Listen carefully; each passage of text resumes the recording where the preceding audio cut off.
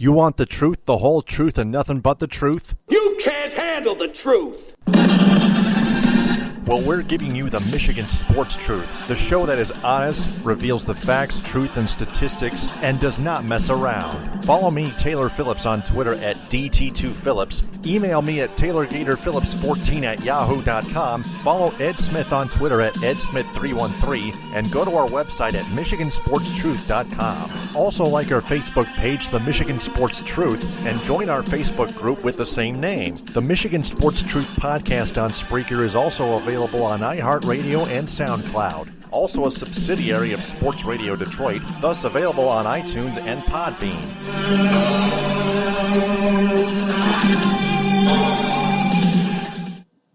This podcast is particularly not for entertainment purposes, and the views expressed by the host of this podcast are opinion-based. However, they do not come without facts, research, statistics, and truth, whether other people like it or not, and no matter how harsh or complicated it may be. This is the Michigan Sports Truth, and nothing can ever stop it from being correct. Hey there, Michigan Sports Truth Seekers, and welcome to the Michigan Sports Truth episode 244 on Spreaker, the Christmas Holiday Edition. I'm Taylor Phillips along with Ed Smith via Facebook Messenger after a short 2-week technological hiatus. Ed, it's been a long couple weeks, but I welcome you back. I miss having you on the Spreaker airwaves with me, even though it was short. Yeah, thanks, Taylor. The feeling could definitely be, it's definitely more than mutual. I miss being back on here, period. That's why it was definitely a bummer for me to miss last week's due to technical issues on my side of things. But I'm back, I'm prepared, and I'm ready to get things kick-started once again. Got lots of Lions to talk about. Then we'll talk a little college football. Not too much. There's more to come next week. Later next week, that is. Plus, we'll go over the college basketball and the Minton Roundup. And we'll shift back to the pros and see what's going on with the Red Wings and Pistons. And we'll even talk some Tigers a little bit. But first off, it's time to get to the biggest matter at hand, and that is involving our Detroit Lions. Touchdown, Detroit Lions! First off, we recap their last two games. First off at Ford Field against the Chicago Bears. The Lions as an entire team got way too cocky and overconfident when they were supposed to annihilate the Bears, but they were beyond awful, especially on offense. They didn't even deserve to win that game playing like that, but the Bears with 2 holding penalties bailed out the Lions 20-17, and the Bears totaled up to 11 penalties for 139 yards. Oh my goodness. Oh man! Very ugly, sloppy game on both accounts. Yeah. See the total gross yards, 324 to 300 Detroit, 112 rushing, which isn't bad. The Lions had the ball for 34 minutes and 17 seconds compared to the Bears 25 and 43. The Lions only committed 7 penalties for 55 yards, 18 penalties for 194 yards total by both teams. The Bears were four out of 10 on third down conversions. The Lions 6 of 12. The Lions had plenty of opportunities to score, and a couple times they coughed up the ball. 2 interceptions, one in the end zone, and then the other a pick 6 to give the Bears the lead. But Stafford redeemed himself by running it into the house himself to put the Lions back up 20-17 with the extra point. And the Bears, when they were on the move, they were really knocking on the door until those holding penalties were being called, and the Bears ended up facing a 1st and 30 coming up, and that was the dagger. The Lions improved to 9-4 and kept their 2-game lead. Now Stafford, however, has suffered dislocation and torn ligaments in his middle finger on his throwing hand, and decided to wear a glove on it and keep playing for the rest of the game, and apparently the rest of the season as well. The top of his finger, according to an article, was bent at a 90-degree angle, and he had no control over the top part of the digit. And Ziggy Ansah left the game, but he was able to play Sunday at the Giants the next week. But there's been some concern on Matthew Stafford and the concern on Stafford's dislocated finger and the rest of the offense. For sure. I mean, before we even get to the topic of which was Stafford's injury, once again, a very, I guess you could say, anemic performance of sorts by the Lions offense. In this one, we'll definitely be seeing more of that when they face the Giants next. But in this one, not miscues, miscommunication, and some of the things that plagued them a little bit in the first loss against the Bears. Luckily, this time there wasn't no need to see Stafford cuss out a teammate for a misreading a route that led to an interception. I think if anything, Stafford could have cursed his own self out by throwing that pick six. But notice he might have done it when the cameras weren't looking.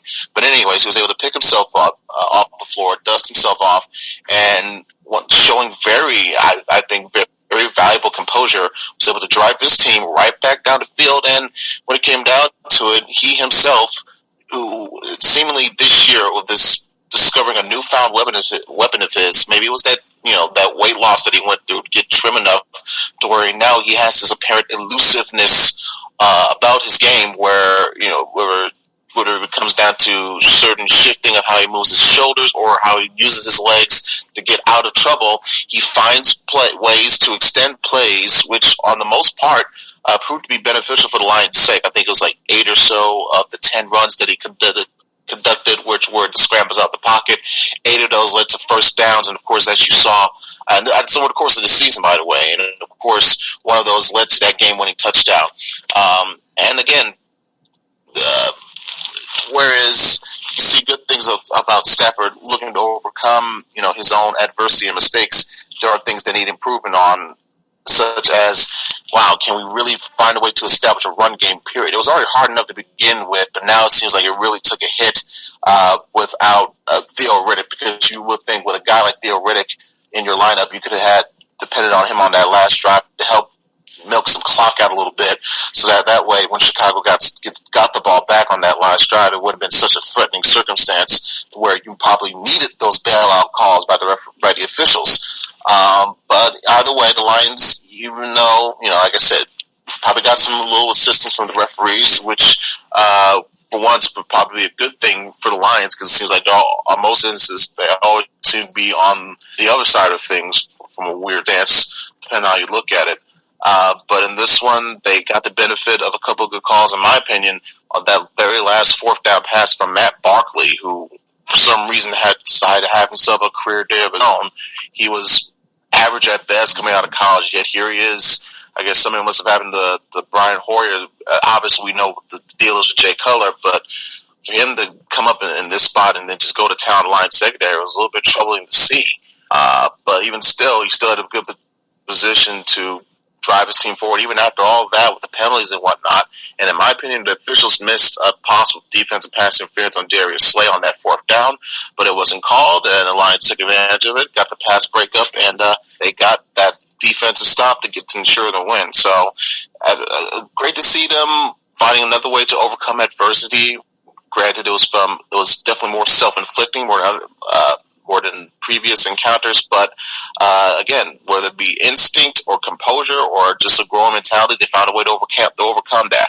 And they also got a couple lucky breaks as well. Like I mentioned before, the officials probably picking a big opportune time for those 2 holding calls, not to mention, in my opinion, a missed defensive pass interference penalty.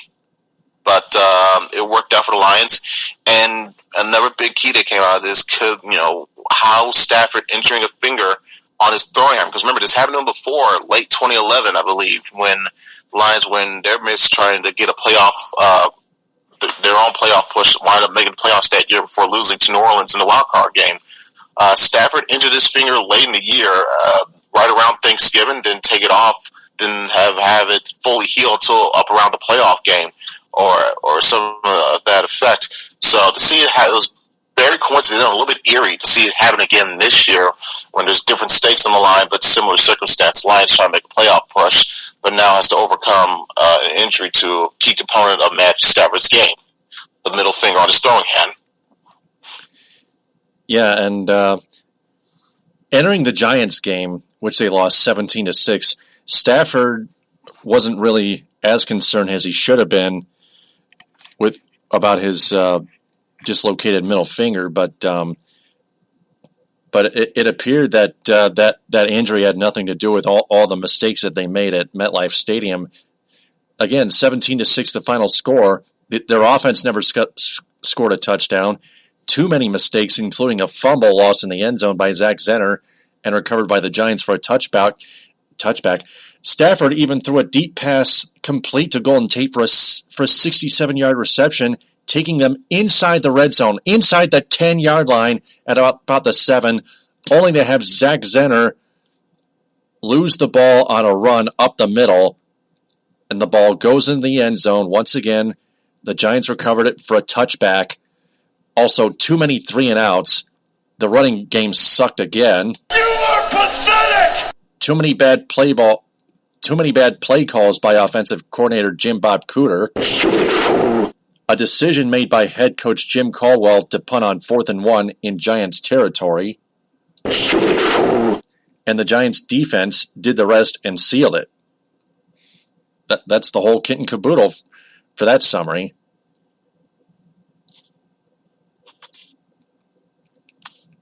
Summary definitely on point. As we go a little bit further into what we see, looking between the numbers here, the Lions, they're decent on third down from an offensive standpoint, but like you said, too many 3-and-outs. That's what really killed them. It seemed like whenever they got a little bit of a drive going, they couldn't get that that crucial necessary third down conversion to continue to drive. So letting them being 5 of 14, whereas contrast that with the Giants being 7 out of 15. A couple of those third downs, you really wish the Lions could have gotten a defensive stop on one of those drives that could have gotten the ball back in their hands for them. When the game was still within reach, to probably make some more make more late magic happen. Because if you look in terms of passing yards comparison between Eli Manning and Stafford, it seemed in a weird way. It seems like Stafford, it was a little bit of mix of both, mixed results from both guys. Eli didn't have the flashy numbers, but he had consistency with his accuracy. Had a couple touchdowns, including yet another spectacular one-handed grab by Odell Beckham, one of the best receivers, if not the best receiver in the game today. So he had that going from him. Odell Beckham, 6 catches for 64 yards and a touchdown. The Lions running backs, only 56 net rushing yards compared to New York's 114. The Lions would end up with 324 total yards. The Giants, 300 flat. Lions, 268 net passing. New York Giants, 186 net passing. The Lions and Giants time of possession pretty much even. The Lions 30-16, the Giants 29-44. Lions turned the ball over 2 times, one on an interception and the other on a fumble by Zach Zenner. Like I mentioned before, these are scoring opportunities that you have to capitalize on. You can't cough up the ball like that, whether it be an interception in the end zone or a fumble in the end zone recovered by the defense for a touchback. These things cannot happen, period. Yeah. Absolute ball breaker when you're on the road against a team that almost is surely headed to the playoffs unless, now granted they had a bit of a stumble tonight against Philly, which kind of keeps the pressure on them and actually helped out the Cowboys, which might get them less of incentive to not go full out against the Lions. We'll get to that later. But I digress back to this one. And just not a good, when you need crucial moments on the road against a team that's as good as New York, the way they perform, and you got to take advantage of opportunities. That big 60-yard plus bomb to Tate should have led us to at least a field goal, some points of variety. So to see that Zach Zinner fumble that close to the end zone beyond gut-wrenching. And it led to a big stat where I think was obviously the difference in terms of red zone opportunities. New York 2 for 2, both of those obviously being touchdowns, but the Lions 0 for 3. That means with three red zone trips, they came up with 0 points of any kind, not even 3 field goals. Two of those, of course, occasions ended with turnovers, the fumble by Zinner and the interception late by Stafford, which was getting close to garbage time anyway, but it effectively sealed the deal on that one, put away any hopes for a comeback. So when you go 0 for 3, it's not too much of a wonder or guess a surprise as to why you lost by the margin that you did by and why you didn't score a damn touchdown the whole game. But the Lions still, they got to be kicking themselves there because, again, I don't think this, as great as the Giants' defense has been in recent ways, is still a league where you need your quarterback to carry you consistently. And Eli Manning has not had a very good year in terms of comparing standards to what he's used to in years past. He's even got the 2 Super Bowl rings on his resume to prove it. But he's thrown far too many interceptions, have made too many questionable throws at best. It's almost to the stage where you almost cringe a little bit when he steps back to throw. It's almost like Rex Grossman 2006 all over again. Only this time, this guy's actually got hardware on his resume. So the Lions weren't able, the offense weren't able to take advantage of whatever their defense could do in terms of keeping it as close as possible, because for the longest time this was a 10-6 game. If the Lions offensively could put together one decent drive to maybe just get a field goal to make it 10-9, put more pressure on New York, or maybe it could have led to another vintage Eli turnover, we're looking at a different game here. But alas, those 2 turnovers, which of course occurred within that red zone opportunity, was a bigger reason, if any, as to why the Lions lost this game.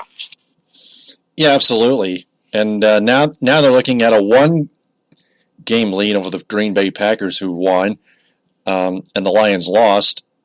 And going into that Giants game, the Lions, if they wanted to clinch the NFC North, they had to beat the Giants and hope for either a Packers loss or tie, or they could have tied the Giants and hope for a Packers loss and a Vikings loss or tie.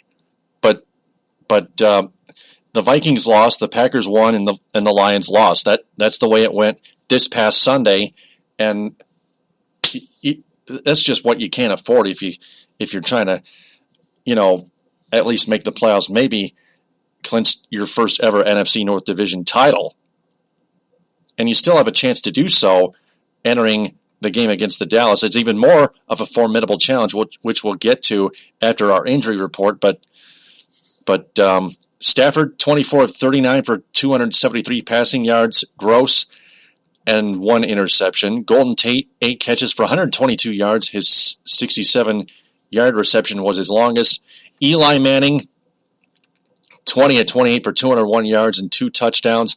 Paul Perkins, 11 rushes for 56 yards. And Sterling Shepard, 4 for 56 and a TD. So we just heard that the Giants lost to the Eagles 24-19 in Philadelphia on Thursday Night Football on NFL Network and NBC. So the Giants can either hope for a Lions loss, which we don't hope. We hope the opposite. The Lions are trying to at least make the playoffs. The Lions, I've heard in another article at det.247sports.com, have plenty of paths to the playoffs this weekend. The Lions can clinch the NFC North Division title with a win and a Green Bay loss or tie, or a tie Green Bay loss. They can only clinch a playoff berth with a win and a Tampa Bay loss or tie, or a tie and a Tampa Bay loss, or a Tampa Bay and a Falcons win, or the Lions don't have to really squat or jack shit and just hope for a Washington loss or tie the Redskins, a Tampa Bay Buccaneers loss, and a Atlanta Falcons win or tie. So that's the scenario heading into Monday night at AT&T Stadium in Arlington. basically, if you have doubts that the Lions will win, could and possibly might not win this game on Monday, your best bet is to root for the Falcons to win, the Bucs to lose, and Washington to lose on Saturday to save you the trouble. Otherwise, there is a thing called, if you need to get something done, you got to do it yourself. But hopefully, at least one of those things could happen, like, say, for instance, a Tampa loss, where it could take pressure off the Lions, where even if they may not get the division crown at the end, at least they'll get a playoff spot. Yeah, you also have to hope the Packers lose too. The Packers have been red hot, but you still have to hope for them to lose. You can't lose hope on the NFC North. You gotta. This is how desperate you have to be to get your first NFC North division title ever in franchise history, in your franchise history, as the Detroit Lions. Quite possible, absolutely. But the way, as everyone has seen this Packers team perform, they have belief and confidence in themselves, and no matter what, they're going to do whatever they can to run the table. Best case example, their last game against Chicago, when they blew, I believe, a 17-point lead. They were up 27-10 at one point, and then the Chicago came roaring back, tied it up with about, a couple minutes left, and then Aaron Rodgers, with a big pass to Jordan Nelson, helped set up the game-winning field goal, and they were able to escape. So, again, that was definitely a win that helped them out and dampened Lions' hopes a little bit in seeing their magic number go down to 1, in a sense, to where all they needed to do was beat the Cowboys, and boom, they got it. But now it wouldn't like, because unless they somehow have a gigantic slip up against the Vikings, most likely there's a good chance that the Week 17 game at Ford Field will be for all the marbles and will be for the NFC North Division. If that's the case, I would not be surprised if we see that get flexed to a primetime slot, maybe even Sunday Night Football, perhaps. So it's a way to see in that. It will give me a good chance to make the atmosphere at Ford Field feel like a playoff game, as if it won already. With, like I said, the winner of this one, basically, it's a de facto play-in to the playoffs. So you add in the added elements of possible primetime game at Ford Field. It'll make things feel more dramatic and exciting at the same time. Yeah, and how about the Bears though? Even though they keep losing, they've lost their last 2 losses. They were pretty close. One against the first one against the Lions at Ford Field, and then the other at home against the Packers. Both of them were by 3 points. The Bears showed more fight in their last 2 losses than they have in their first 9 losses. Yeah, but a loss is still a loss, especially when you have a head coach in John Fox who, for some reason, on a key situation near the goal line, was it like 5 or 6 yards after the end zone, he opts for the field goal and the tie instead of trying to go for the win. Like, really, you're already 3-9. You have nothing to lose but everything to gain in terms of spoiling the season for your arch rival, Packers. And Aaron Rodgers is Aaron Rodgers. He's going to get the ball back anyway. Make things a little bit easier, or not less easier on him by trying not to kick a field goal. Try to go for the touchdown. Make him work harder. It's not like he's going to try pull another Hail Mary out of his ass. I doubt that. I think the Bears' defensive scheme would be much smarter than what the Lions did last year. So, stuff like that is why the Bears have the record that they're at right now. So missed opportunity, but then, like I said, John Fox made an idiotic decision and it bit him in the ass. Kind of like Jim Caldwell punting with 5 minutes left to go. That was essentially a white flag as I ever saw one. John Fox is such a dumb coach. Jeff Moss, the founder of the Detroit Sports Rag, kept pointing out several times that John Fox is such an inept NFL head coach. Even more inept, about as inept as Jim Caldwell usually is.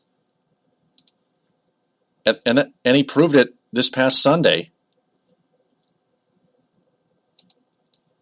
So that's why the Bears are 3-11. Now the Vikings, they've been falling apart. They got routed by the Indianapolis Colts at home, 34-6. Now they're going to Lambeau Field. They're going to get thrashed by the Green Bay Packers this upcoming Sunday at 1. That kickoff is on Fox. That's televised on Fox. That's not going to be a contest at all unless the Packers are even unlikely trying to cough it up to the Vikings. They're probably not going to. The Packers have nothing to lose. They're trying to catch up with our Detroit Lions for the NFC North lead. If you think about Slight that. correction, Taylor. You said Sunday. With Sunday being Christmas, the NFL had the Sunday games played on Saturday this year. With, of course, the Dallas-Detroit game still being on Monday night since it's the day after Christmas. So, slight correction, Minnesota and Green Bay, Saturday at 1, not Sunday. Sunday? Oh, yeah, Saturday. Yeah, I read it wrong. My bad. Never mind that. So, yep.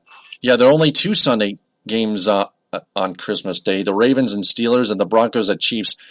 Ravens-Steelers, 4:30 on NFL Network. Broncos-Chiefs, 8:30 on NBC with Al Michaels and Chris Collinsworth.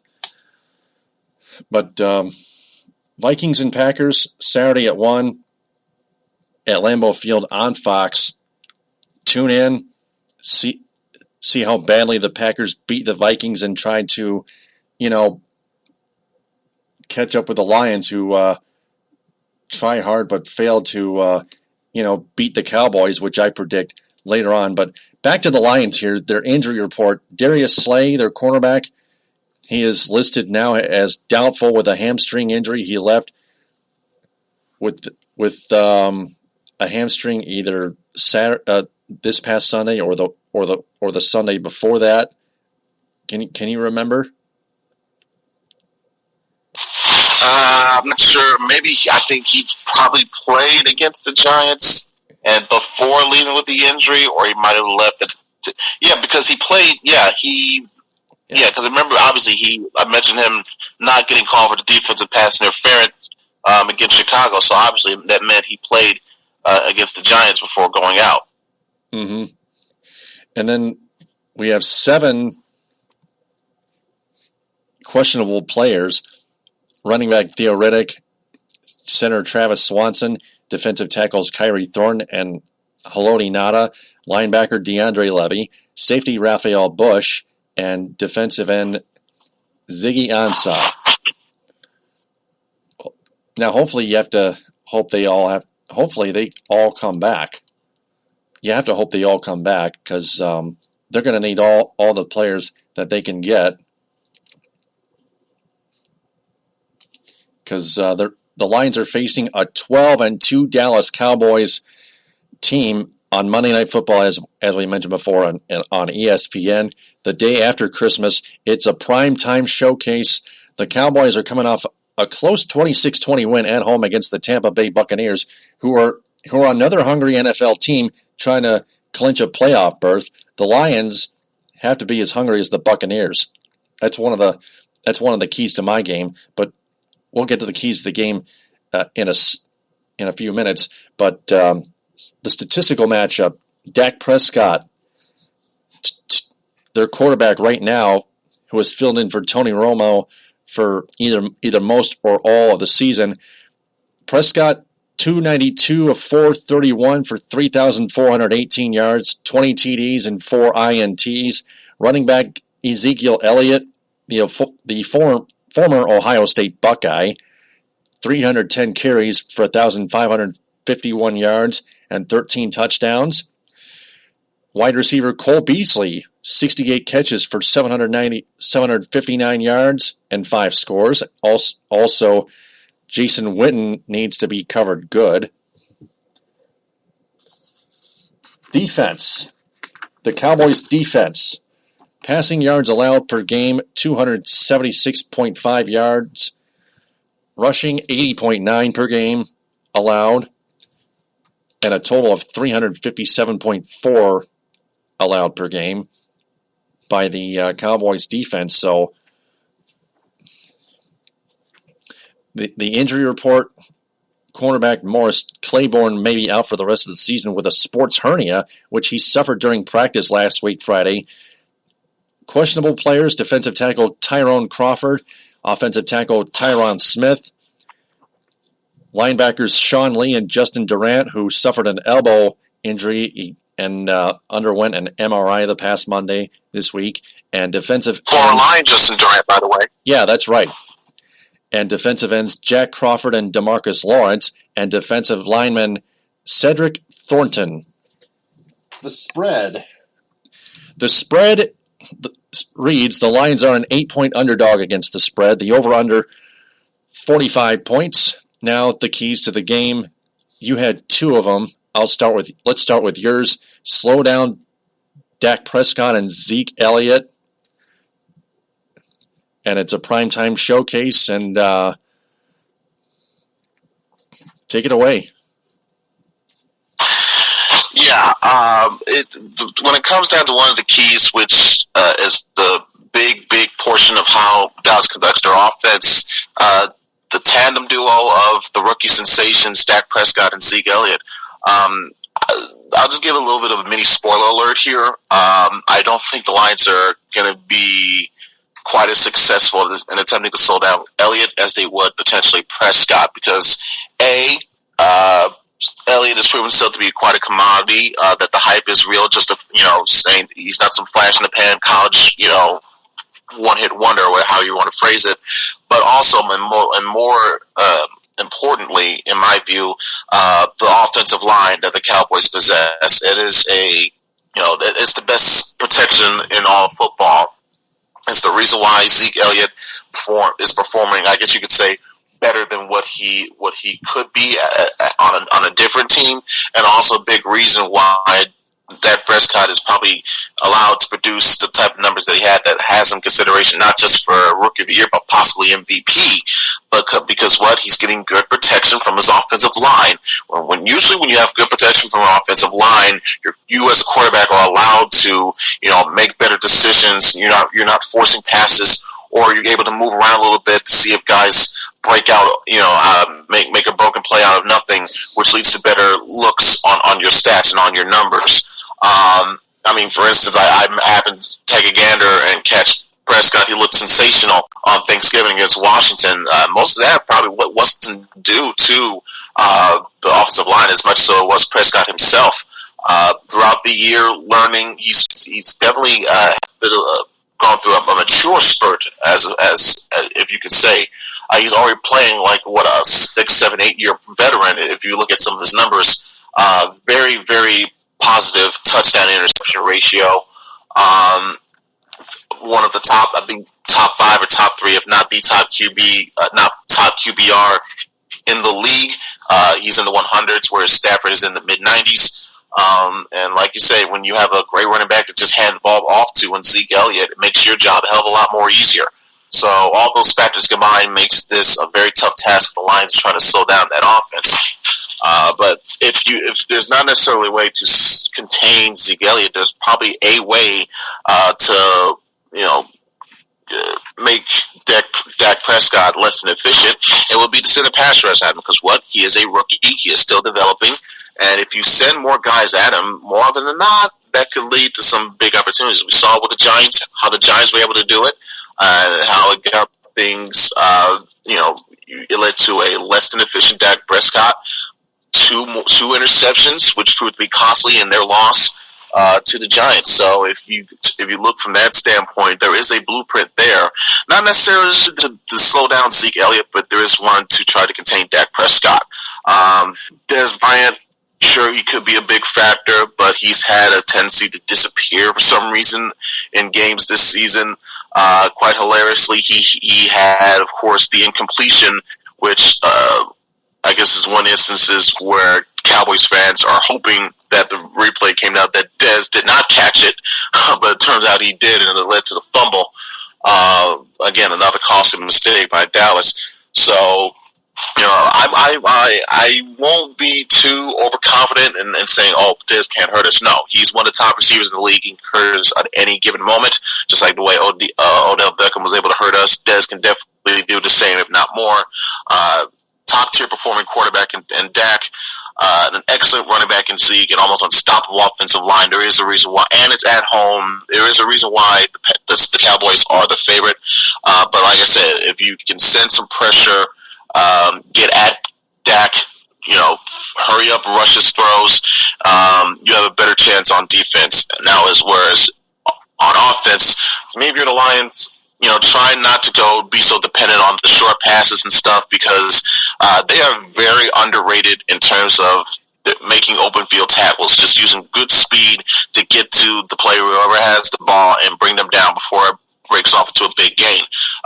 Another big example is, in my opinion, their best defensive player, linebacker Sean Lee. He is one of the best linebackers and one of the best defensive players in the league, period. He has exceptional speed, and coming in late, I guess you could say chase down or closing speed, however you want to phrase it. He has outstanding in that department in terms of getting to the ball carrier immediately to prevent yards after catch or yards after contact plays, big yak plays, which is a specialty if you're, say, for instance, Golden Tate. So that will be a key, is can the Lions find a way to make plays after contact, because you're probably most likely expecting Dallas to defend the deep ball, but they'll do that with confidence, knowing they have guys like Sean Lee who can get to the person who has the ball, bring him down for a short tackle, for a short gain. So can the Lions make good use, get good chunk plays up and down the field, whereas late in the game it opens up a chance for Stafford to throw a deep ball or so, because in my opinion, that finger is not really bothering him. It really didn't bother him too much, and probably won't bother him this much against the Cowboys, because one, it's a week older now. It's probably a good chance to get healthier. B, it's indoors, so you got to take that into consideration. And the Cowboys' secondary is really not that efficient. There, in terms of some football metrics, have them ranked 26 in terms of defense, their secondary-wise. I'm looking for the stat right now. It is Football Outsiders, the website I've mentioned constantly before. It has Dallas ranked 20th in terms of team defense and very vulnerable against the pass at 22nd. Credit to PrivateJoy.com for finding that statistic for Football Outsiders, by the way. So you mentioned Taylor, the injury to Morris Claiborne. He's their high draft pick from a couple of years ago, one of their best corners. He's out for this game. That could be a potential advantage that the Lions could take, opportunity, beneficiary for the Lions to take advantage of. That could make this a very interesting game. Yeah, it could be closer than we think, but still, we got to make a prediction. Who's going to win? Probably the Cowboys. My keys to the game: cover Jason Witten and Cole Beasley. The receivers have to get open, take advantage of Morris Claiborne's absence due to injury, more short passes for more yardage. Offensive line has to push even more weight to help the running game and Stafford himself. And finally, stop settling for field goals. Finish your damn drives with touchdowns. Yeah, absolutely. That's if anything the most frustrating aspect of why their offense has been struggling. They've settled for far too many field goals. Especially on highlights when you see Stafford making incredible plays, either with his legs or getting the ball downfield and with passes to Marvin Jones or Golden Tate. You're thinking to yourself, how in the hell does a drive like that finish out with only 3 points? Well, when you have Jim Bob Cooter and Ford, for some reason, get a little bit more conservative with his play calling, with having Stafford not throw so much to the end zone, even red zone opportunities, at least situations to where you're not able to convert those chances into touchdowns and have to settle for field goals. I do agree with you on the Jason Witten standpoint. One of the best tight ends in the league. Tight ends have always seemed to be a vulnerable weakness for the Lions for most of this season. So look, that'll be a very key match to pay attention to right there. But also consider this: because the Giants lost tonight against the Eagles in Philly, that means that the Cowboys not only have clinched the NFC East Division title, they have also now officially clinched the number 1 seed in the entire NFC, which means they have home field throughout the playoffs. Now, knowing this in the back of your mind, knowing that they have accomplished this, what incentive now does that give them to to, say, for instance, play some of their starters, i.e. Dak or Zeke or maybe even Dez? Could that weigh in the minds of, hey, we've got everything locked up for us. We got the division title and we got home field. Do we really need to risk, putting our players out there this late in the season now where they could get hurt and that hampers our chances in the playoffs, that sort of thing. So that could be a very interesting narrative to pay attention to as we lead up to this game. Good and point. That's the case. And if Dallas does in fact, pull the reins back on some of their starters, that can make this a much more attainable goal for the Lions to accomplish. Will they get it done? That's the thing. My prediction as it stands, though, if Dallas plays with their usual starters, they win this one by a score of 31-20. But if the starters rest, and you would hope for an efficient game where little to no mistakes are made from the Lions standpoint, if that happens, I could see it being a 23-20 type of deal where Prater kicks a late field goal at the end to win it. Lions win. I'd be more likely I'd be more likely inclined to agree with my first prediction, Dallas 31-20, because the way this Lions offense has been as of late, can you trust them to get it done on the road this late in the year against a really strong team as Dallas, knowing they're probably already looking forward to the Green Bay game the week after. So, and also an interesting stat here,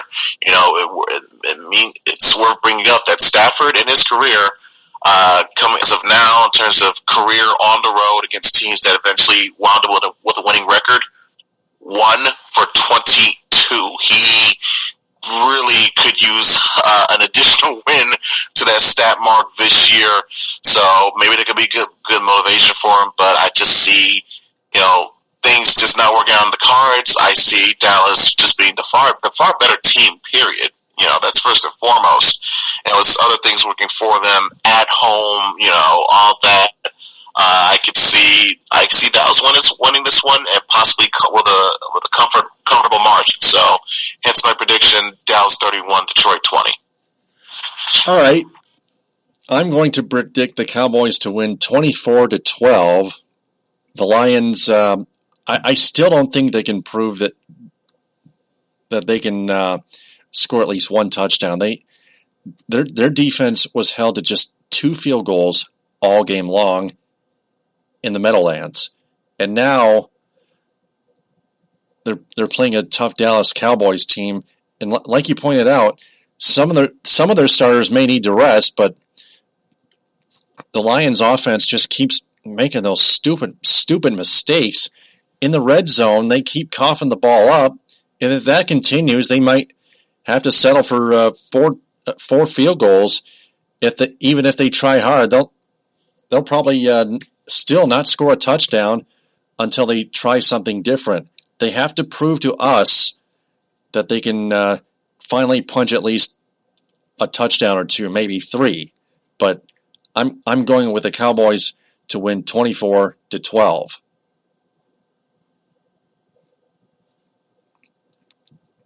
So with that, with pro football out of the way, it's time to switch to college football now.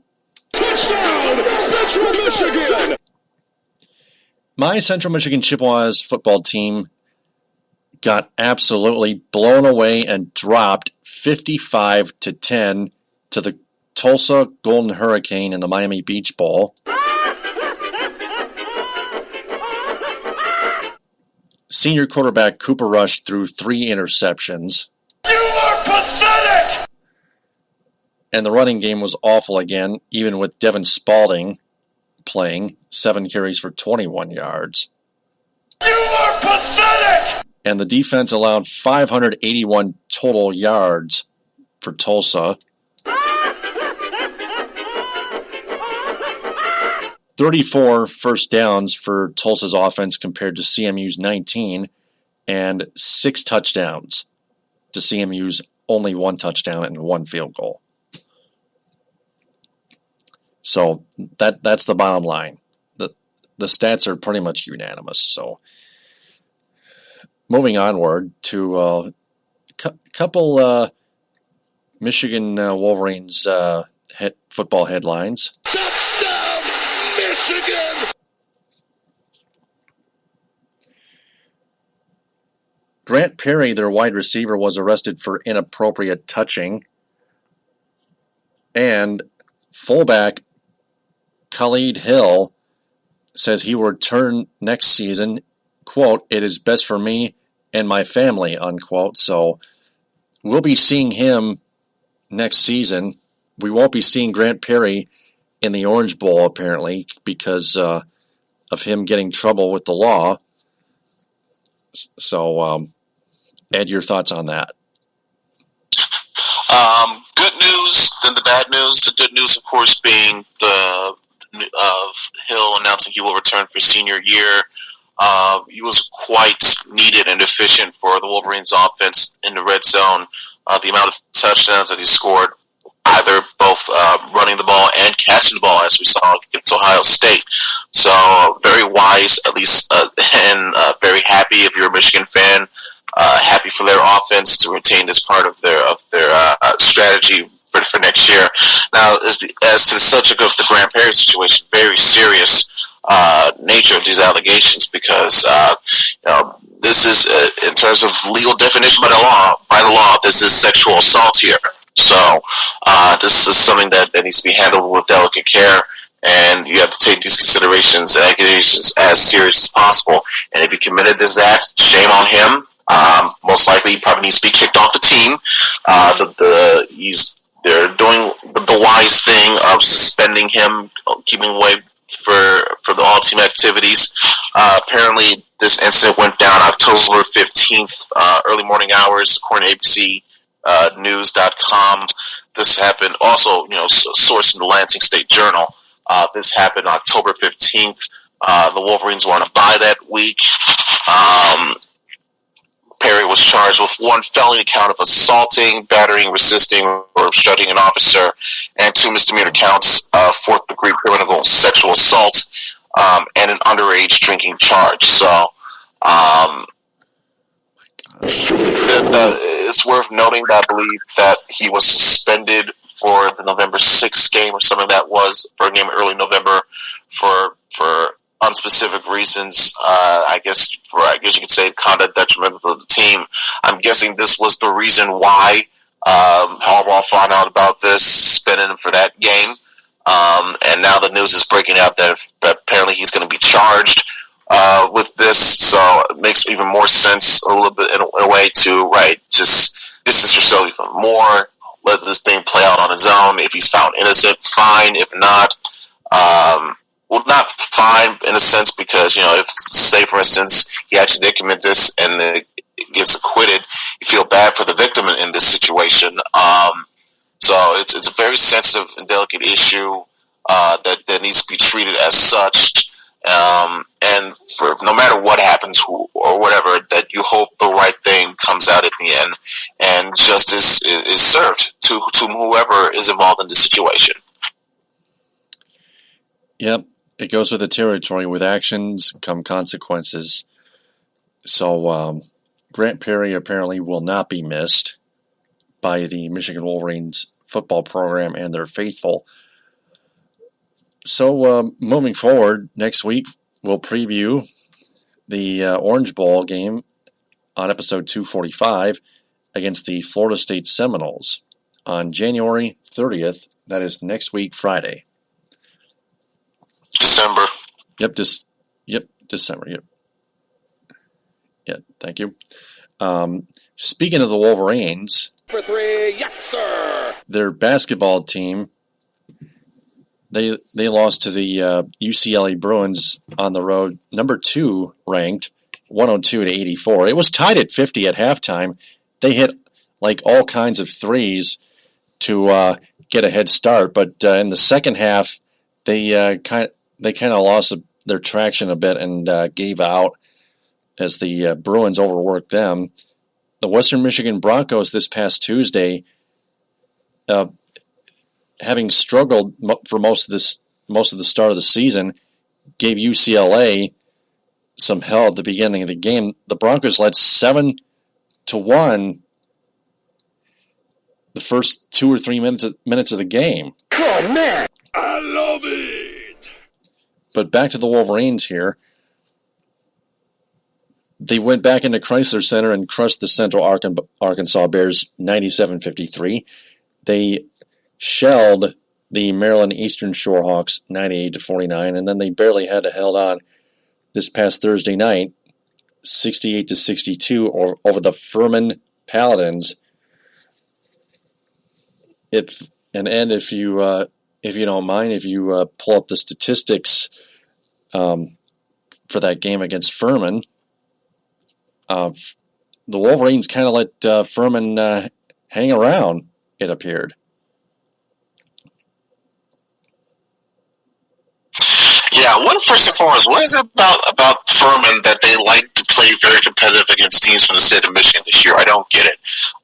Anyways, one thing that did help out Michigan was the fact that the turnover margin throughout this game, they had 5 compared to 13 for Thurman.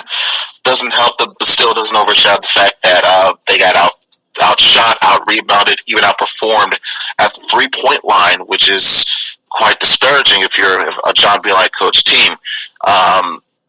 Furman shot almost 48% from the field. Michigan just over 43.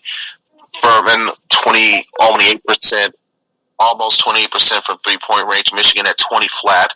And again, Michigan, I should say Furman out rebounding Michigan +5.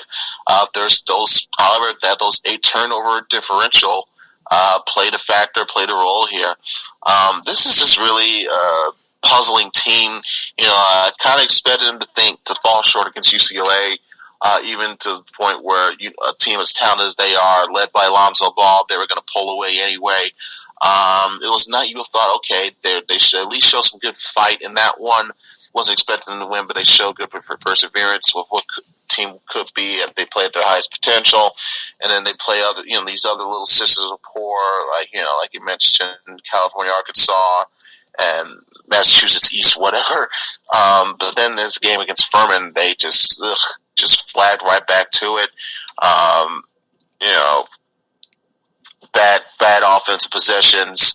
Some of the things that have been played them all year, just not showing good defense what it needed. And it just allowed a middling team to catch up to them. Yeah, they're a 10-3 team, but it's one of the, I guess you could say, use the F word, one of the most fraudulent-looking 10-3 teams in the nation.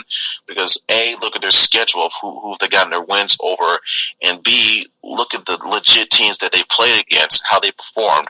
They got embarrassed against South Carolina.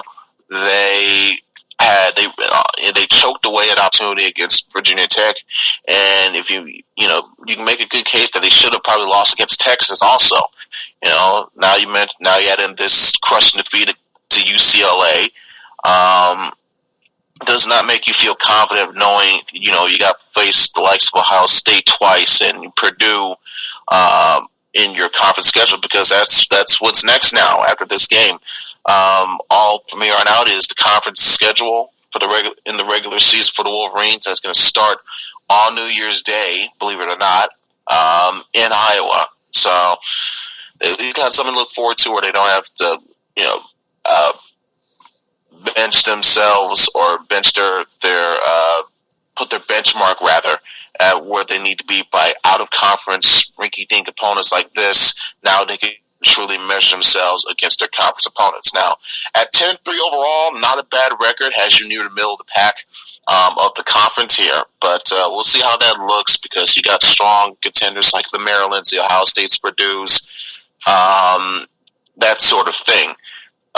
So they at least have an outside shot to maybe make it to that top 5 or 4 seed come conference tournament time. I'm talking for conference tournament time to maybe boost their chances to maybe getting a good enough seed if they do make the NCAA tournament, or they're one of those bubble teams and they need a good showing in the conference tourney to get them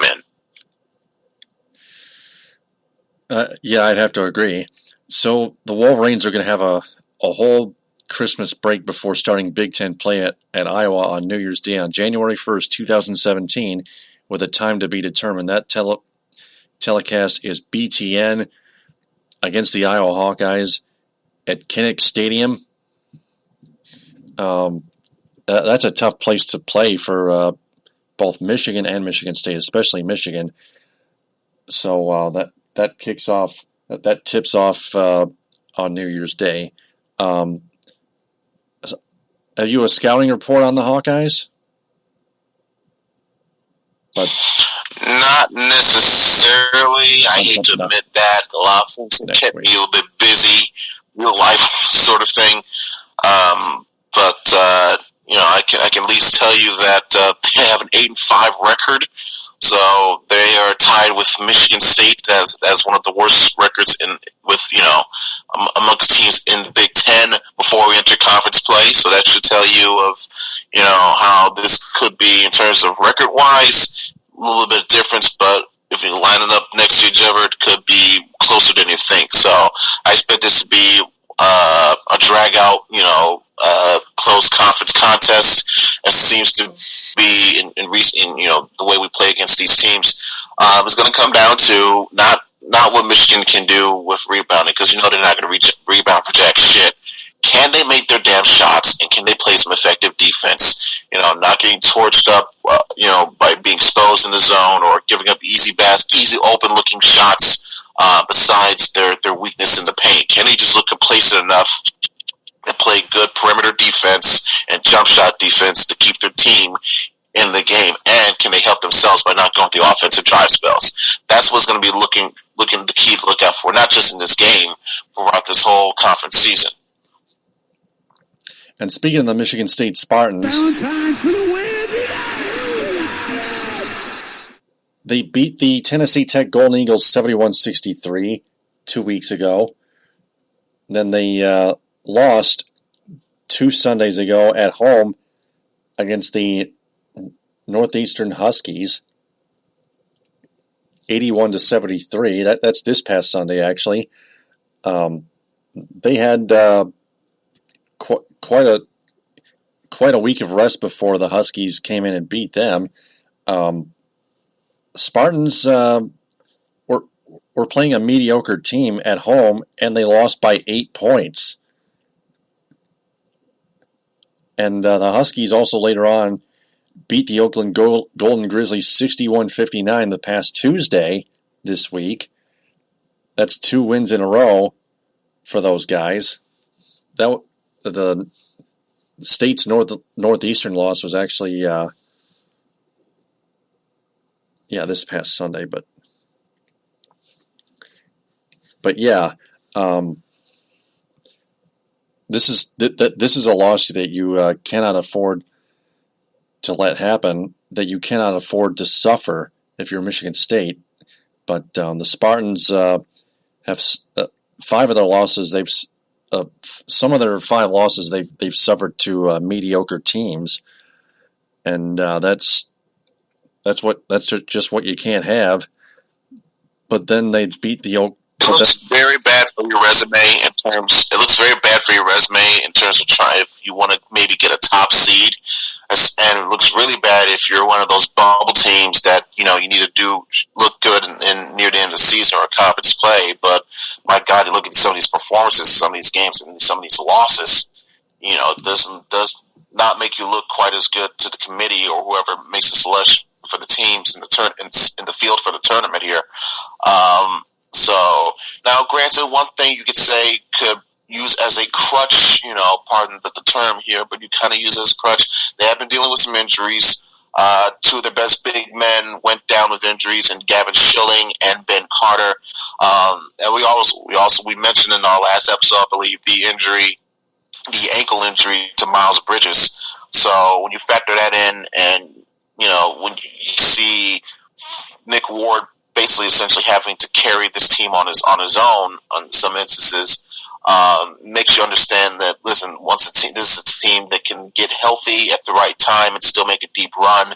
You trust Izzo, you trust the system, but quite troubling, very, very troubling. You'll be looking at some of these results and knowing that conference season is literally over the horizon. And they kept Nick Ward on the bench until the past Wednesday, when the Spartans beat the Oakland Golden Grizzlies later on this week, 77-65 at Breslin Center, Nick Ward was finally in the starting lineup, and he scored 25 points. That's no joke. He truly is a starting player. He's surreal, and, until you wait for your other guys to get healthy, he's the best fucking shot you got right now. Yeah, and for Miles Bridges, as you mentioned, just recently got an update earlier this week that he is out of his walking boot, but still was not able to play against Oakland. But he's progressing, and he's trying to get better. He's he may be like 2 or 3 weeks away, or maybe 4, but he's getting there. Safe to assume he'll be back on the team by mid-January, if not early February, if in the most extreme of cases and circumstances. Yeah, I have to agree. But right now, the Spartans have to focus on their 2 next games here. Their next 2 games, they begin the Big Ten Conference schedule Tuesday, the 27th of December, at 9 on ESPN2 at the Minnesota Golden Gophers. Then their first Big Ten home game is Friday, December 30th at 6 on BTN against the Northwestern Wildcats. So the test begins for the MSU Spartans, whereas the test for the Michigan Wolverines doesn't begin until January 1st, New Year's Day. So, my Central Michigan Chippewas got a nice win. They're 9-3 they beat the Montana State Bobcats. Another win on the road, 106-103. Marcus Keene, 44 points, 9 rebounds, and 6 assists. Nice recovery from that 92-73 loss at Illinois against the Fighting Illini a while back. But still got some work to do. Their defense allowed 103 points, but their offense bailed them out, especially Marcus Keene, who has been red hot for those fired up Chips. And Marcus Keene, it appears is looking forward to entering the NBA draft soon before his senior season. Now, I may go too far with this, but Marcus Keene, wow, he's reached the 40-point plateau not once, but twice. He's amazing. Oh, man! And that's the charge that fires up those Chips to that 9-3 record. I love it! So the Chippewas are also on Christmas break before next Friday, December 30th, at home at McGurk Arena against the Chicago State Cougars. That tips off at 5:30. Then on Tuesday, January 3rd, a week from Tuesday, they begin Mid-American Conference play at the Eastern Michigan Eagles at 7. Then their next home game is on January 10th on a Tuesday against the Akron Zips at 7 at McGurk Arena. Now we transition to professional basketball. We'll get to the Red Wings here afterwards, but the Pistons... Left sideline, 3, and he answers. Man, they're after routing the Timberwolves 117-90, they get routed by the Philadelphia 76ers 97-79. They get outscored 32-12 in the first quarter. They go to Dallas and win 95-85 over the Mavericks, but then their next 3 games they lose by routes as well. For their next 5 games have been routes. One at home to Philadelphia, and then 122-108 last Friday night at the Washington Wizards. And then at the Palace, they lose to the Indiana Pacers last Saturday night, 105-90. Then on Monday night, they go to the United Center in Chicago and get thrashed by the Bulls 113-82 before playing a marquee game against the Memphis Grizzlies Wednesday night and losing at the Palace 98-86, which is a little bit better, but But those 4-route losses, way unacceptable, should never be tolerated again. But there has been some real big chemistry issues since Reggie Jackson's return, and the Pistons have been 3-9 since Reggie's return. Correct me if I'm wrong, but I think let's see. They came back against the Magic. That was a loss. Then the Hornets and the Sixers. 3-9. No, they got at least 7 losses because I'm pretty sure he came back against the Magic. Mm-hmm. So they've been 3-7. Still, you know, there's no way to sugarcoat it. It's been a horrible 10-game stretch since Reggie's come back. Maybe it's been a shift towards, how the team moves the ball, how they execute on offense. Is it less ball sharing and ball movement, and more take quick jump shots, hope something goes down? If that's the case, you're gonna obviously fall behind and get routed game after game, because that's just not the makeup of this team. That's not how they're built. Their primary focus is move the ball around, get to the paint to their advantage, which should be seen as an advantage of sorts, but it hasn't been this year as compared to last year. And then utilize good team defense. Again, another thing that has not been on display with the amount of 100-point totals they've given up now in recent games. They just were lucky to hold the Grizzlies to 98, which has been a struggling offense of their own, and yet they managed to drop almost 100 on you. And now you got, Golden State and the Cavs coming up. Good luck to you on that, my friend.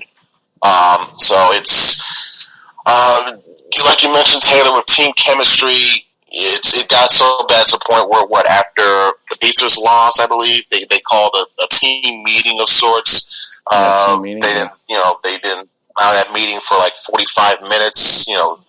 There were reports of players filling out their grievances. You're thinking, oh, okay, this is where things get back on track. Then they get fucking a train ran over them by the Bulls, and you come to find out this team didn't learn shit. So what the fuck was the point of that team meeting to begin with? SVG, he's not handling that. He's not having any of that. So he's more than willingly, almost gleeful at times, it would seem, expressing his disappointment and how flat out pissed off he is at this seemingly lazy, uninspired play that this team, which a lot of people are projecting to be close to 50 wins, close to a top 4th seed in the East this year. Very uncharacteristic play of how a team of this caliber should be playing as we get near the apex of the first half of the season. Yeah, and after the Chicago loss, but I want to get to the point before the Chicago loss, where the team had a team meeting. Andre Drummond said, "We'll be fine. We're not mad at each other," quote unquote. Ah, shut up, you idiot! What? Oh. And then afterwards, Reggie and Stan Van Gundy were blaming each other. Reggie thought that his teammates weren't giving him the ball, so he decided not to play because they wouldn't let him shoot because he didn't get the ball much. But Stan Van Gundy said, quote, "That wasn't on us. That was on him. That wasn't on us. That was on him." I mean, what's that about? Well, it's clearly a case of Andre Drummond trying to save face, and then it blows up in his face. Clearly problems going on where you can say, maybe Reggie's developing a selfish attitude, or it's a me-first kind of attitude when you mention of him not feel like he's not getting the ball enough as is. He's a good player, don't get me wrong, but Reggie, if that's the case, you gotta realize something. Sir, this is not all about you. This is a team game, and to be honest, you're not one of the best point guards in the game, okay? You're not a Chris Paul, a Damian Lillard, or you sure as hell not a Steph Curry. You're good, but you're not in that tier yet, so you have to recognize the play to your strengths, your advantages, and recognize that there are other players. When everybody gets a touch, they thrive better in that situation, like a Kentavious Caldwell-Pope, a Marcus Morris, or Tobias Harris. It's not just you and Drummond and the rest of the band here. So maybe he needs to get that emphasized through his head. You see SVG trying to figure out some type of method method to lit a fire in his team. He is guaranteed a lineup change. That lineup changes, rather. He was going to apparently intend on starting John Lure in this game, in the game coming up against Golden State, or rather in the game against Memphis. But a car accident prevented that from happening. Lure still playing in the game, but he was not starting. Most likely, it would seem that he'll start Friday night against Golden State. As to who else will be on that starting lineup, who knows? But you can tell things are just not right now with this team. I don't know if it is a team chemistry. Most likely it is team chemistry. But how far does it go? Do they like each other? Do they like their coach? Or whatever the case may be. It depends. I doubt there's going to be folks talking about it because they don't seem to be that open about how they may be in a situation. They try to treat this internally as much as possible, but when it's noticeable, it's noticeable. It sure as fuck is noticeable right now. Yeah, and speaking of Andre Drummond, his free throw shooting, man, it 7 out of 10 from the free throw line against the Memphis Grizzlies. He was a little above 50% average in his last few games before that performance. That's even better. And I mean, things change all the time, but that's something as a positive that we'll take. Obviously, I mean, if you want to find a silver lining out of this mountain of shit, is that finally Andre Drummond seems to be making steady improvements on his field goal game, which could help him out when it comes down to it, and keeping his ass on the floor in late game situations. Yeah, and give Aaron Baines less minutes. He put up 18 points in one of those past games recently, but other games he just scored like 2 or 0 or 4, which is typical of Aaron Baines. And I hope they decline his option for next season. Aaron Baines just isn't worth it to me. But the upcoming schedule. Yeah, Golden State coming up this Friday, Cleveland on Monday, the defending NBA champions. And then, to wrap up that 3-game homestand, the Milwaukee Bucks come prancing into town Wednesday at 7:30. And then the Pistons hit the road down southeast and play the Atlanta Hawks at Phillips Arena next Friday at 8. And then the Miami Heat at American Airlines Arena Sunday on New Year's Day at 6. Because we remember the Pistons routing the Hawks at Phillips Arena 112-85. That was what we did not expect. We expected a much better game, to say the least, a much tighter game, to say the least, between those Pistons and Hawks. But Pistons were rolling until Reggie returned. And just imagine that. Reggie Jackson used to be a valuable contributor late last season, and now look at him and look at them. I mean, what the fuck is going on? I wish I had an idea to tell you, my man. I really wish I could. Yeah. They just need to find some way to get their chemistry back together and at least put their differences aside. But with all that being covered, it's now time to hit the ice.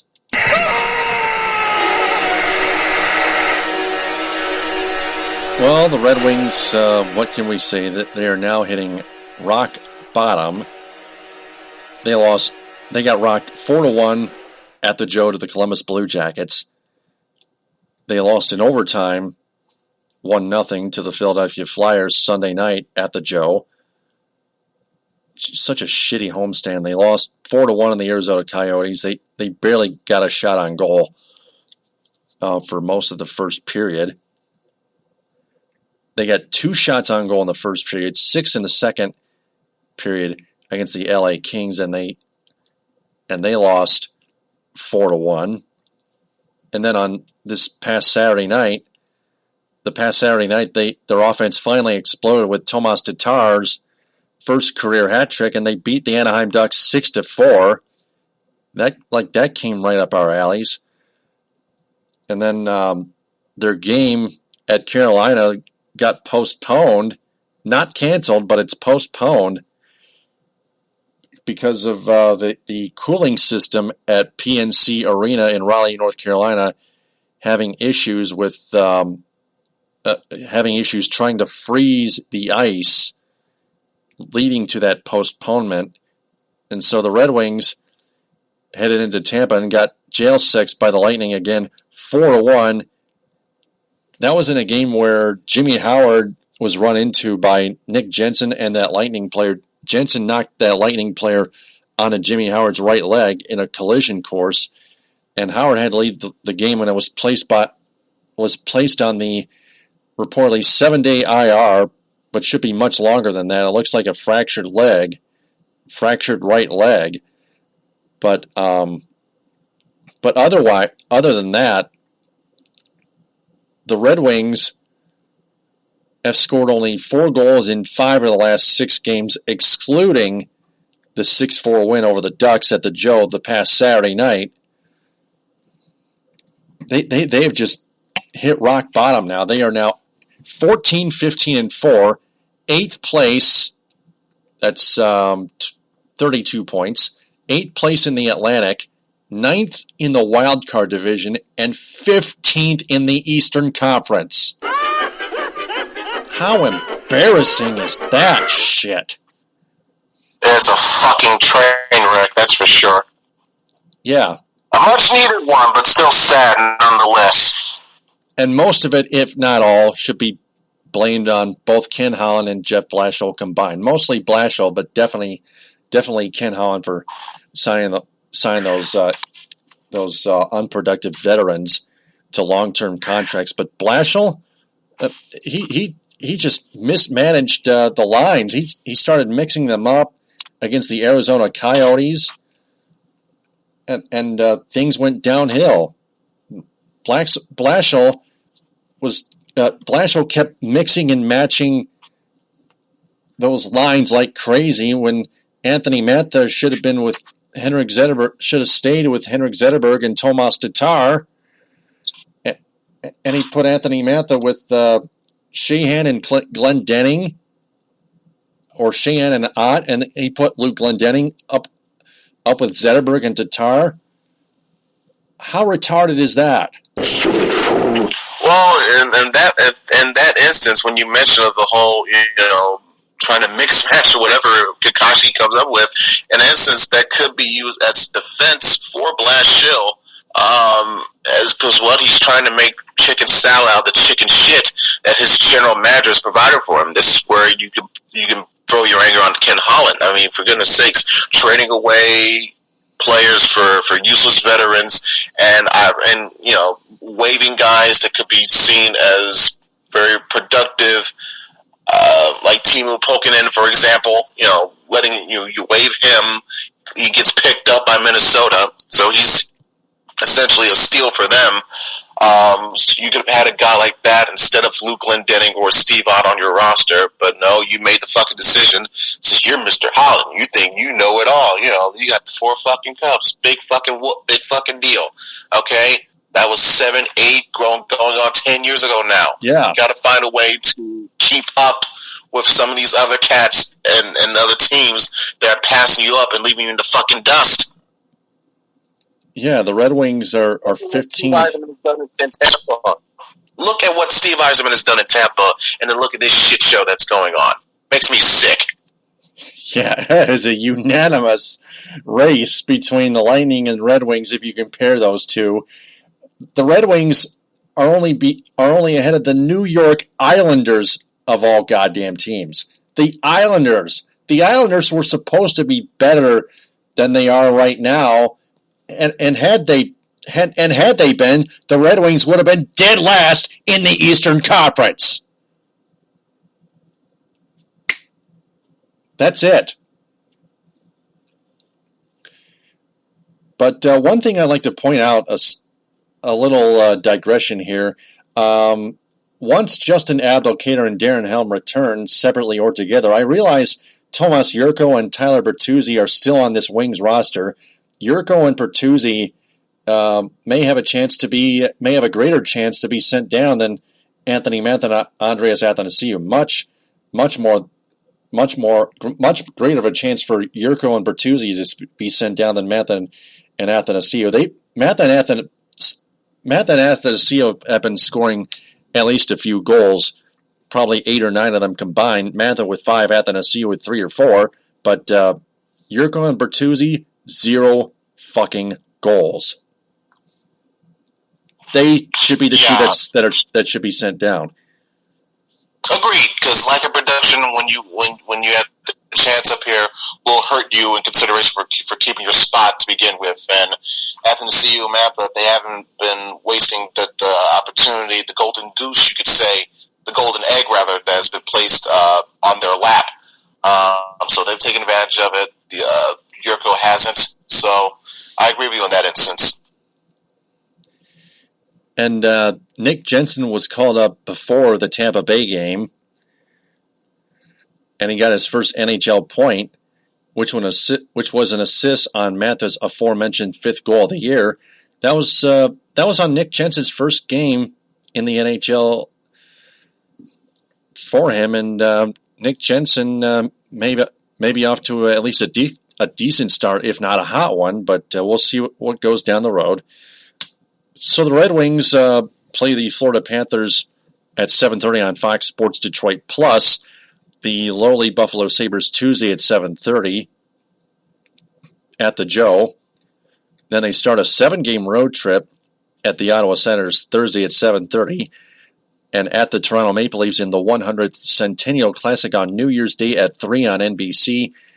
Then they go out west for 3, a 3-game West Coast swing at the Anaheim Ducks, the LA Kings, and the San Jose Sharks Wednesday, Thursday, and Saturday at 10:30, and then the Dallas Stars and the Chicago Blackhawks afterwards before they host the Pittsburgh Penguins later in January.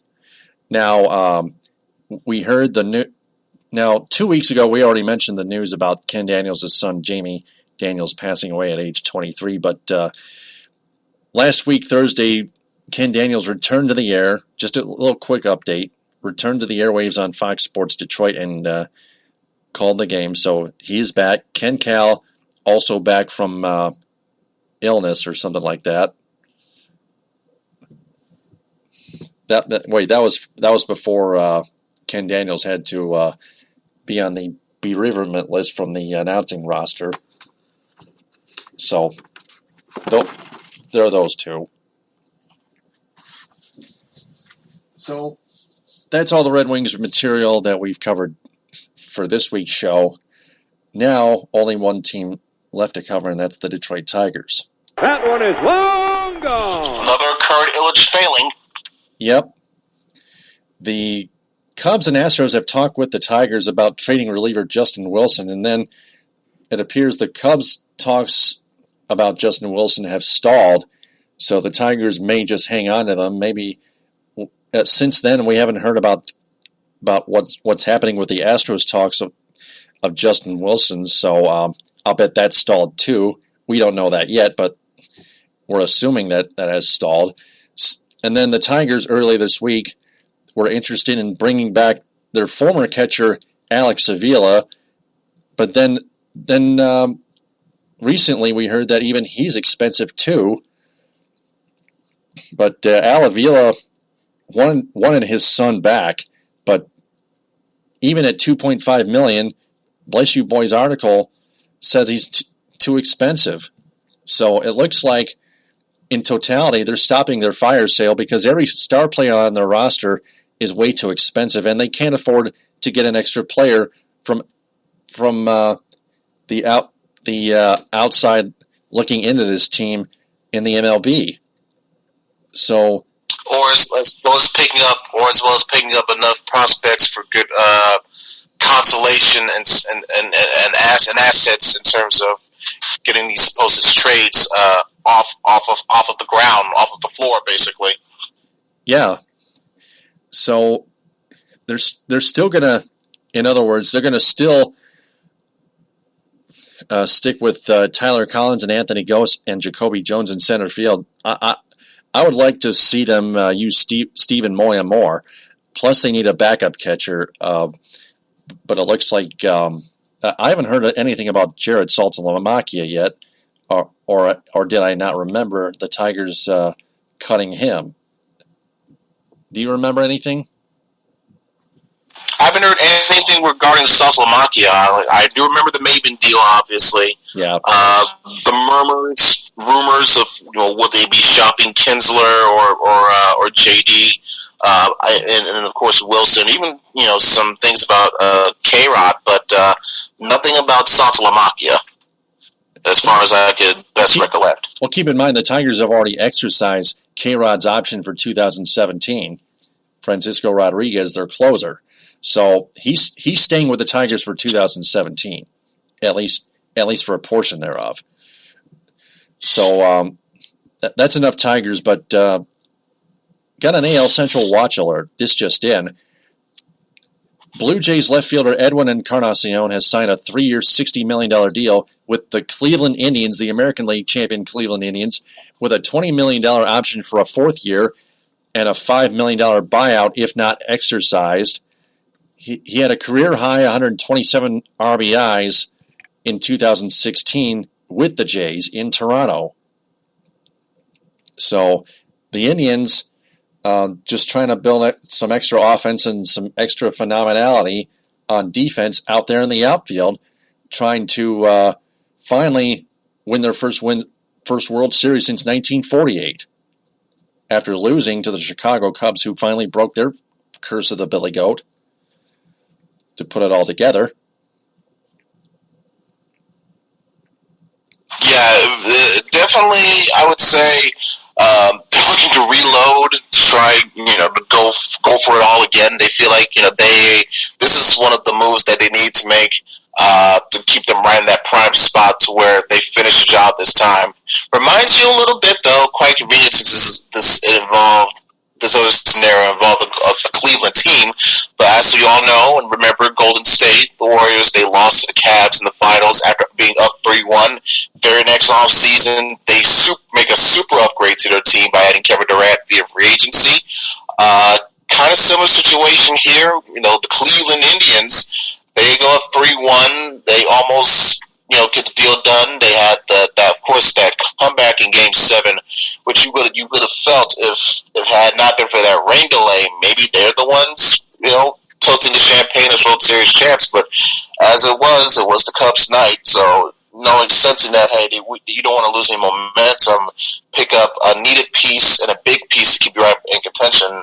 And wouldn't you know, here's Edwin Encarnacion. Yeah. So that perks things up a bit. So that's all baseball. So that leaves us with only one thing left, and that's the 5-question segment. Are you ready for it, Ed? I am, Taylor, but before you let him rip, I just want to briefly state there was a fire of sorts at the Palace this week. That was a burning, at the Palace. Yeah. Thankfully, no one was hurt or injured in that regard, but kind of sums up where the Pistons are at right now, unfortunately, which is you got to use some dark humor to laugh and keep from crying in this sense. Yeah, something's got to give.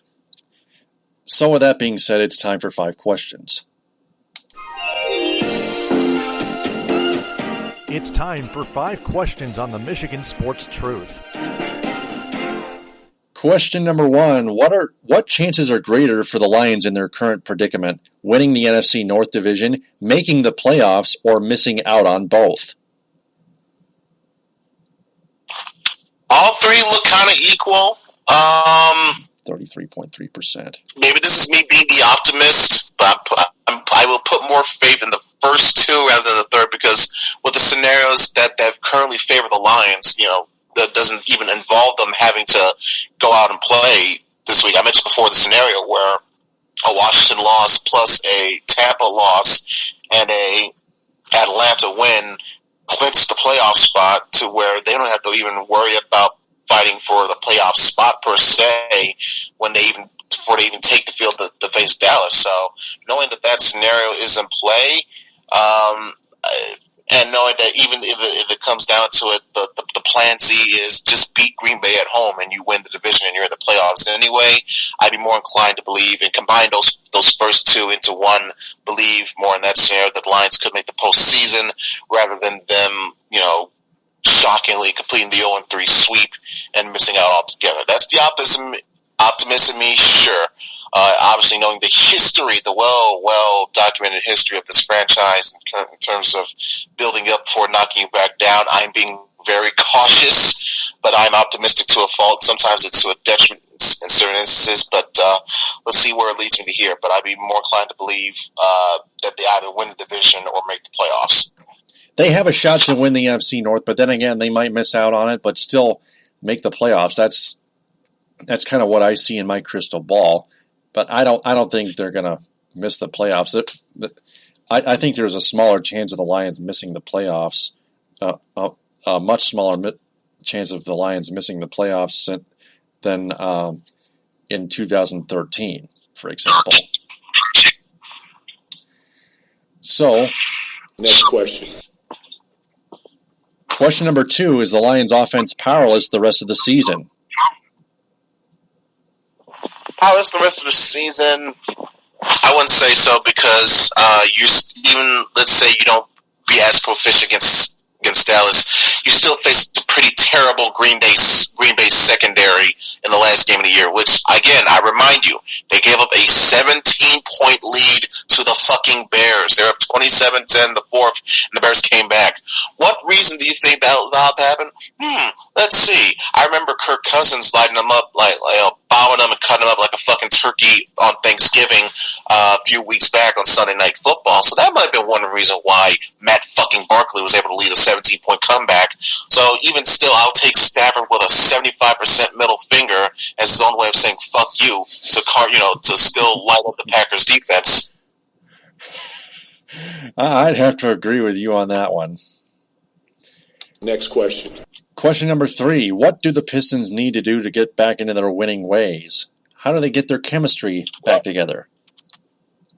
It may come down to, you got to make some changes on the lineup, and you got to go back to, go look at some old film and see how well you were doing with moving the ball, not being so dependent on one guy being the ball handler to how, and essentially being that quarterback to how the play will go on the floor. How you share the ball, getting other guys involved, eventually moving towards your strength of the paint. That's what got you going, not only offensively, but gelling together as a team by productive offensive possessions leading to quality defensive possessions. When you're taking bad shots and hurrying up your possession on offense, it leads to bad breakdowns to transition for your defense. And this just isn't a quite adequate enough team where they can handle on-the-fly transition defense like that, thus leading them getting their asses ran out the building in nowadays the last few games. Yeah, so you got to get back to that. More smart, effective, and efficient offensive possessions. That would be the key behind anything else. More ball sharing instead of ball hogging. And much better defense too, especially from behind the arc, from 3-point range. That they've been allowing a lot more threes again. So there you go.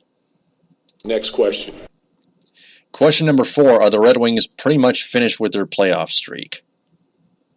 You would hope so. You would rather them, if they're going to bottom out, just do it now, save us the pain.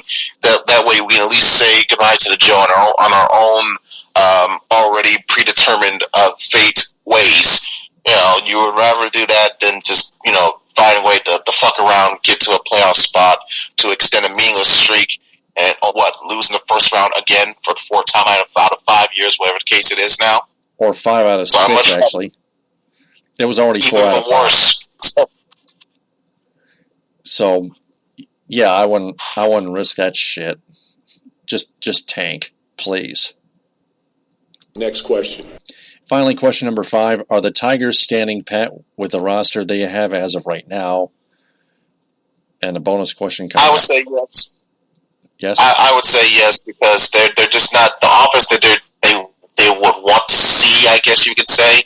They want to unload some of these big time premium contracts, they may not necessarily be liking what they could be getting in the returns. So that, and along the fact that they know the potential fan backlash that might come their way, they're holding off on that at least for now, which is probably a good thing because, yes, even though Cleveland is just strengthened themselves even more with the Encarnacion signing, Chicago, the White Sox, they weakened themselves by, getting rid of guys like Eaton and Chris Sale. So that still leaves that second place team in the Central, which could be a potential wild card spot up in the air for a team like Detroit, that has Cabrera and JD for now, and Verlander and Boyd and Fulmer, and hopefully Zimmerman closer to form in the rotation, and a solid, usually reliable, if used right, closer and K-Rod. So, again, second spot in the Central next year could once again turn to a wild card spot. So, if you're the Tigers, why not go after it? Bonus question. Should the Tigers consider using Stephen Moya as a center fielder in 2017?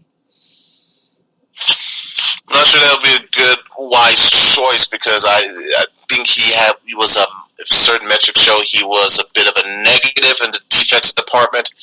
They're already bad as is from that field, from that aspect rather regarding some of their center fielders. But at least Moya gives you more power, a little bit of power in the lineup. He is usually feast or famine. If he's not hitting home runs, he's getting strikeouts. But he gives you a good presence there. But until I feel that he can get better how he does in the outfield, I keep him primarily as DH or pinch hitter. Absolutely. So that was our 5-question segment for all the listeners and fans out there. If you want to answer those questions, just replay the episode and answer them in the comment bank below this episode. That wraps up episode 244, the Christmas holiday edition of Spreaker's feed on the Michigan Sports Truth. Ed, I'll talk to you again next week on episode 245 as we wrap up the year of 2016 and preview the year of 2017. Looking forward to it, Taylor. Take care till next week. Merry Christmas and Happy Holidays to you and to all the listeners out there. Same to you and your family. Thanks. And before we sign off, we want to remind everyone to share this episode and our entire podcast on social media, Facebook and Twitter. Have their friends share that as well. And follow me on Spreaker as Taylor Phillips online at Spreaker.com because I want to tell them that the Michigan Sports Truth podcast is in search of local advertising sponsors. If anyone has a business that's interested in sponsoring this program, you can follow Sports Radio Detroit on Twitter at Sports Radio Det, Sports Radio DET, and send them a direct message or email them at sportsradiodetroit.com in the contact section. Also like their Facebook page and join their Facebook group. And finally, find their podcast available on iTunes and Podbean. For Ed Smith, I'm Taylor Phillips. Follow us on Twitter at DT2Phillips and at EdSmith313. And like our Facebook page, The Michigan Sports Truth, and join our Facebook group with the same name. We'll talk to you next week for episode 245 of the end of 2016 edition on Spreaker. Thanks very much for listening. TTFN, ta-ta for now. Bon appetit. Bon appetit.